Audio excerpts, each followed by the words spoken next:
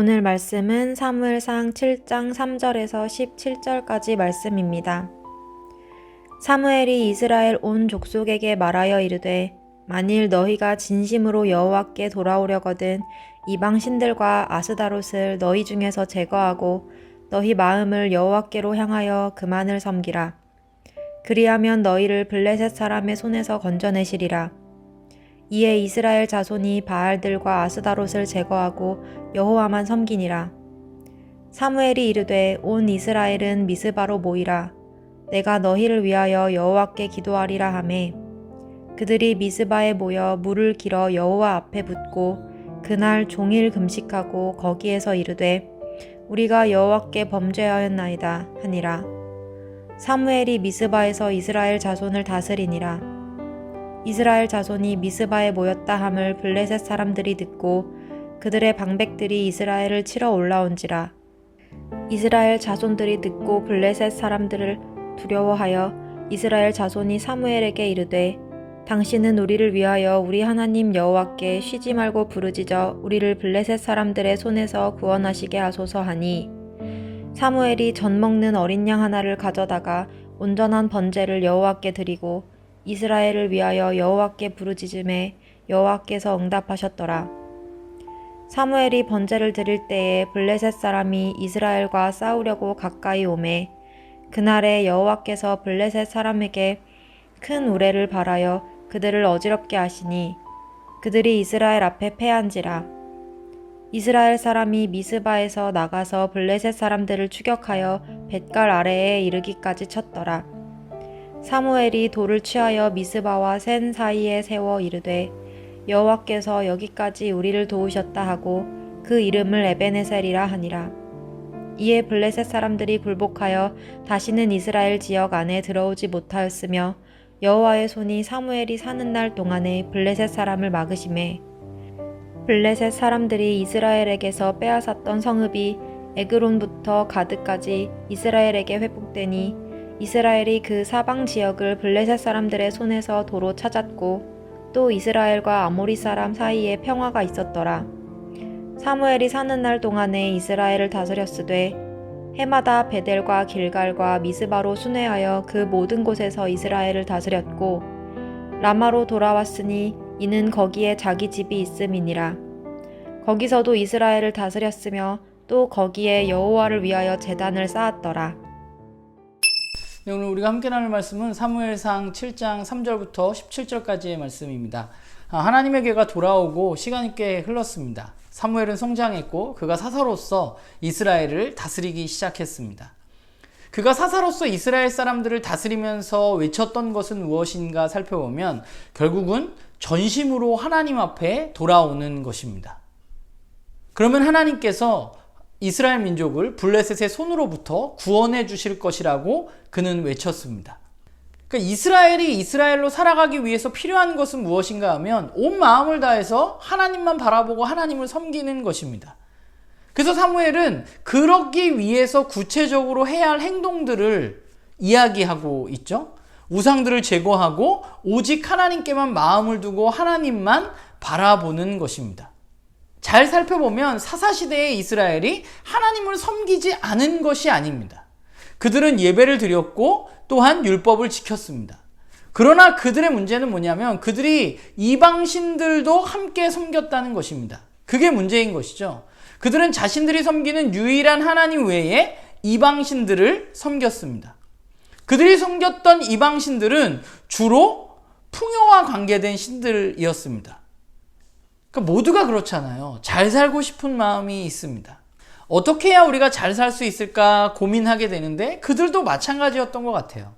그래서 그들은 하나님은 물론이고 주변 사람들이 자신들에게 풍요를 가져다 준다고 이야기하는 그 신들도 함께 섬겼던 것입니다. 그런데 지금 사무엘이 요구하는 건 뭐예요? 그것들을 끊고 오직 하나님만 섬겨야 한다고 말하고 있는 것이죠. 그것이 이스라엘이 정말로 살아갈 길이라고 사무엘은 외치고 있는 것입니다. 그리고 이스라엘은 놀랍게도 그런 사무엘의 외침에 순종했습니다. 그들은 우상을 제거했고 오직 하나님만 섬겼습니다. 그 하나님을 섬기는 와중에 사무엘은 이스라엘 민족을 미스바에 모이게 해서 미스바에서 예배를 드립니다. 그곳에서 금식 집회를 열었습니다. 그런데 그 집회 소식을 듣고 블레셋 사람들이 공격을 하게 되죠. 그러니까 블레셋 사람들은 이스라엘 사람들에게 언제나 두려움의 대상이었고 이스라엘 민족을 괴롭히는 사람들이었습니다. 그래서 그들도 여전히 두려움이 있었지만, 그러나 그 두려움 가운데 이스라엘 민족이 이번에 선택했던 것은 뭐예요? 과거의 이스라엘 민족은 어땠나요? 에베네셀 전투에서 그들은 두려움 앞에서 실로에 있었던 언약궤를 가져오면 우리가 승리할 수 있을 것이라고 생각했던 사람들입니다. 그런데 지금 그들이 요구하는 것은 뭐예요? 그러나 이제 그들은 무엇을 요구하고 있나요? 언약궤를 가져오라고 요구하고 있는 것이 아니라 사무엘에게 자신들을 위해서 기도해 달라고 요청하고 있습니다. 하나님께서 우리를 구하실 수 있으니 하나님 앞에 기도해 달라고 요청하고 있는 것이죠. 사무엘은 이스라엘 민족에게 전심으로 하나님을 섬기면 하나님께서 블레셋으로부터 구원해 주실 것이라고 말했습니다. 이제 그들은 정말로 순종했고 하나님만 의지하고 있습니다. 그러면 이제 하나님은 어떻게 하실 것인가? 오늘 본문을 보면 하나님은 이스라엘을 구원하십니다. 하나님은 이스라엘을 블레셋과의 전쟁에서 건져내셨고 승리하셨습니다. 이것뿐만 아니라 블레셋 사람들에게 빼앗겼던 땅까지도 되찾게 되었습니다.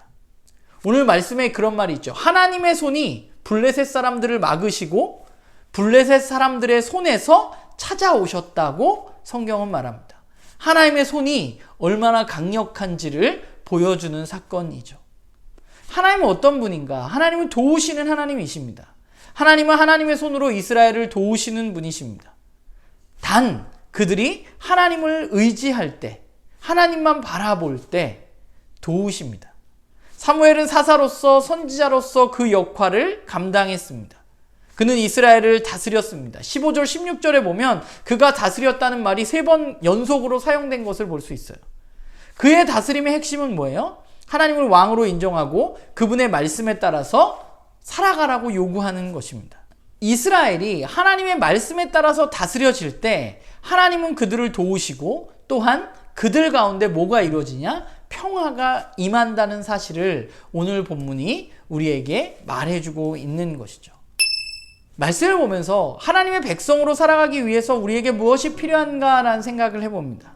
하나님의 백성으로 우리가 올바로 살아가기 위해서는 하나님의 다스림이 필요합니다. 그런데 우리는 누군가의 다스림을 받는다는 말을 들으면 굉장히 거부감이 들어요. 왜냐하면 내가 억압받는 것 같고 내 맘대로 하지 못하는 것이 나를 더 불행하게 만들 것이라는 두려움을 우리는 가지고 있습니다. 그런데 그 두려움은 어디서 온 것이냐면 세상에서 온 것이에요. 세상은 풍요의 신을 섬기지 않으면 풍요롭지 못할 거라고 우리에게 말합니다. 우리는 다른 신상 앞에 절하지 않기 때문에 우리는 이 우상 숭배하지 않아 라고 생각할 수도 있지만, 우리가 만약에 풍요를 가장해서 하나님 외에 다른 것을 의지하고 바라보고 그것을 섬기고 있다면 그것은 우상 숭배와 마찬가지인 것이죠. 하나님의 다스림은 우리를 불행으로 끌고 가는 것이 아니라 우리들에게 진정한 평화와 평안을 주는 다스림입니다. 문제는 우리가 그 다스림을 거부하는 데 있는 것이죠. 왜냐? 눈에 보기에 하나님의 다스림보다는 세상의 법칙이 우리를 더 행복하게 해줄 것이라고 생각하기 때문입니다.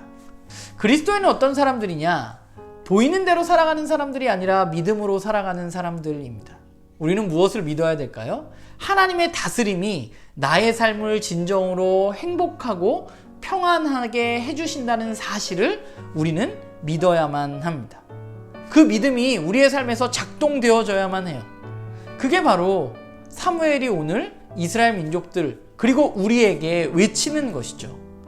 전심으로 여호와 하나님만 섬기라는 것입니다. 바라기는 저도 그렇고 우리 모두가 정말 하나님만 바라보고 하나님만 섬기는 우리들 되기를 바랍니다. 주변의 이야기들 가운데 우리가 무언가 다른 풍요를 쫓아서 다른 평화를 찾아서 살아가는 사람들이 아니라 하나님의 다스림이 우리에게 그것을 주신다는 사실을 믿음으로 한 걸음 한 걸음 걸어가는 그런 우리 모두가 되기를 간절히 소망합니다.